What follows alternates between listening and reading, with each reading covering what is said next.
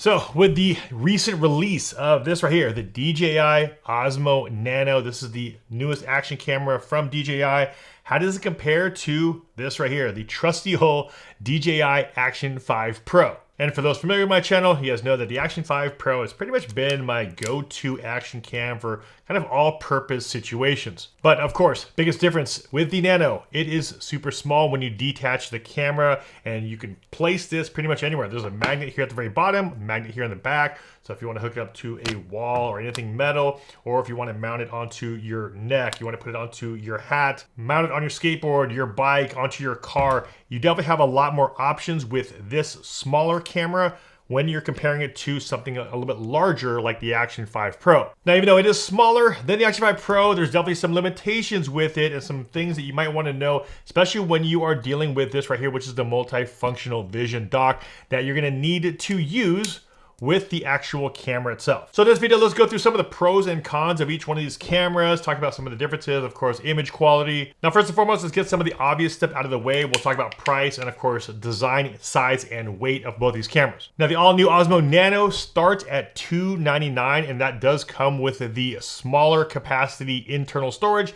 at 64 gigs. So you do have a couple options. There's a 64 gig. Then if you want the 128 gig internal memory, that comes in at $329. And when it comes to the Action 5 Pro, this comes in at $349, and it also has internal memory, which is good. 48 gigs of internal on the Action 5 Pro. Now, what's good about both cameras is that they do have that internal storage, but you can also add a micro SD card to expand out your storage. Next, we'll talk about size, weight, and of course, design. As you can see here, the Nano, as far as camera by itself, is super tiny, really light, comes in about 52 to 53 grams, where here the Action 5 Pro comes in at 146 grams. Now, it is heavier, of course, because we do have the front and rear screens. So if you wanted to have the screen option, you have this right here, the multifunctional vision dock. And once you put the camera on the dock, this now comes out to 124 grams, which is still lighter than the 146 grams Action 5 Pro. Now, one advantage of having a smaller form factor camera is that I can put this on my chest, on my helmet, on my bike,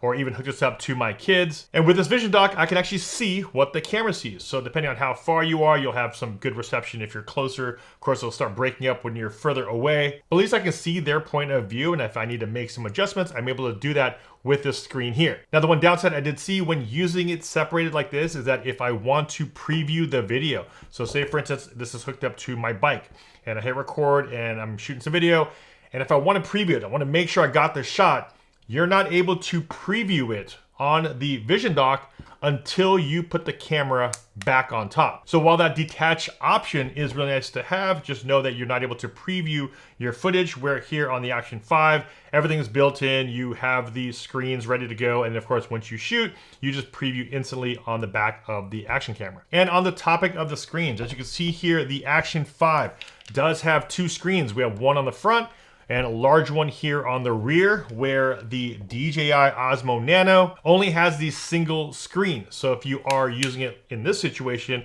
if I'm using the screen on the front and I'm vlogging with it, it works out really well. However, now if I want to go behind the camera and I want to shoot something out here, I'm not able to see that, which means I have to remove the camera from the top, flip this, so now I can see what the camera sees out here and my screen is on the rear. It might not seem like a big deal, but if you are the type to use your camera as more of, I would say, like an all-purpose vlog camera, having to do that multiple times throughout your day can be pretty annoying, having to detach and switch it around like this, or even you have to sometimes detach it from the mount depending on which way it's mounted. If you're using multi-rigs, you sometimes can only mount it one way. So next we'll talk about battery life, and this is where it kind of gets a little weird when you're dealing with a two-module system like the Nano. Now, DJI is rating the camera alone, which is this right here, rating this at 90 minutes of runtime when you are shooting at 1080p. And when you hook it up to the vision dock, because the vision dock is also, there's an internal battery here, which you're gonna need to hook up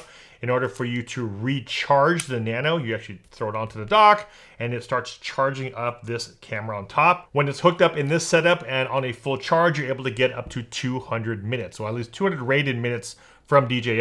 Now, what gets a little bit confusing when using a camera like this, which has two separate batteries, and in order for you to preview what the camera sees, you have to have the vision dock. However, once you hook it up here, the vision dock is actually charging the camera, which means once you deplete the Vision Dock battery, because all that power is going to the camera, this will not turn on anymore. So you're gonna have to recharge this in order for you to now see what is on the camera. So it might take a second to get used to. However, if you don't want to deal with that and you just want to deal with one camera, one battery, and I know exactly how much I have on this battery just by pressing the top here, you know that whatever you're shooting, and if you have battery left, you're able to preview, you're able to do all of your actions on the Action 5 Pro, where here you do have kind of that balancing act of how much battery I have left on the Vision Dock versus how much battery I have left on the actual camera itself. Now, one thing I did see on the Nano is that when I am shooting, normally at the highest resolution, which is 4K 60 frames a second,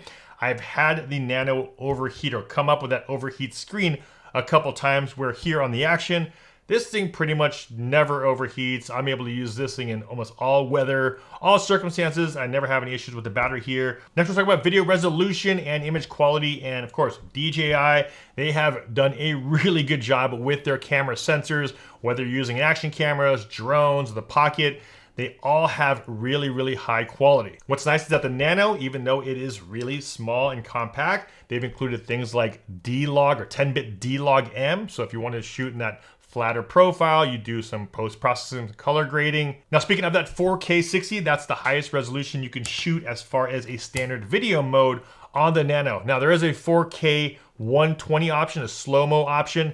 However, it is in a slow-mo setting, so you're not able to record audio with 4K 120. It already slows it down in camera. Next, let's talk about waterproofing. Now, the Osmo Nano, the camera itself can go underwater up to 10 meters in depth, where here the DJI Action 5 Pro can go all the way up to 20 meters in depth without having to add another case or anything on it. The multifunctional Vision Dock is not waterproof. It is splash proof. However, you cannot submerge this because you have all the electronics here at the top.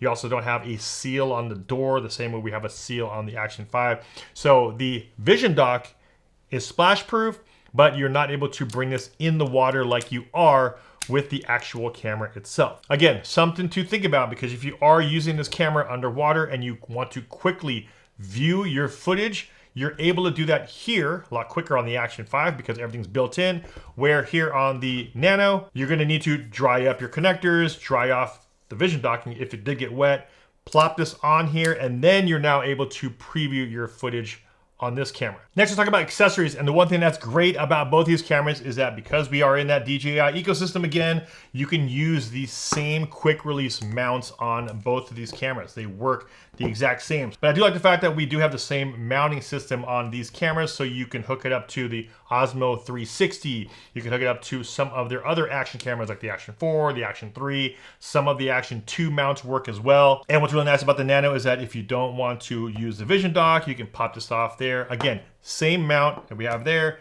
dropped it onto the top. So you can walk around with a really tiny form factor like this. And then when you want to use the dock, because you want to go vlogging, pop it on here, drop that back onto the mount. And another pro for both these cameras, if you wanted wireless audio, both of them can hook up 2 wireless mics. So if you do have the Mic Mini, the Mic 2, these are all from DJI, the Mic Mini, the Mic 2, or the DJI Mic 3, all of those can be hooked up here to these cameras. You can hook up to 2 wireless microphones through the Osmo audio system. Another option that both of these cameras do have is the super night mode. So if you find yourself shooting in low light, morning, evening scenarios, and you want to have a little bit better quality, both of them do have that super night mode. And there it is, just some of the main differences, that's it, pros and cons of both of these cameras. We do have that small form factor and option with the detachable modules here with the Nano, and that is the trade-off. You have a smaller compact option here with the Nano. However, you do have the all-in-one package here on the DJI Action 5 Pro. And for me, the way I normally shoot, because of the fact that I'm using it behind, I'm using it as a vlog camera, I'm using it as my mic setup, I kind of like having everything built into one, even though it is a little bit bigger, a little bit bulkier than the Nano setup. The one downside you will run into compared to Nano is if you do want those POV shots, those first person view shots, The Nano, definitely a lot easier. You have really small mounts where you just hook up a lanyard to your chest, where here with the Action, you're gonna need to put on a larger kind of strap or shoulder harness. Do you want that ultimate POV option with a detachable, really small camera here, or a little bit heavier setup here, but it is an all-in-one package with the Action 5 Pro. Links to both these cameras will be down below in the video description. And of course, if you guys got some value from this one, a big like would be much appreciated. This is Aljon Stasio with FlytPath.com. I'll see you in the next one. Take care.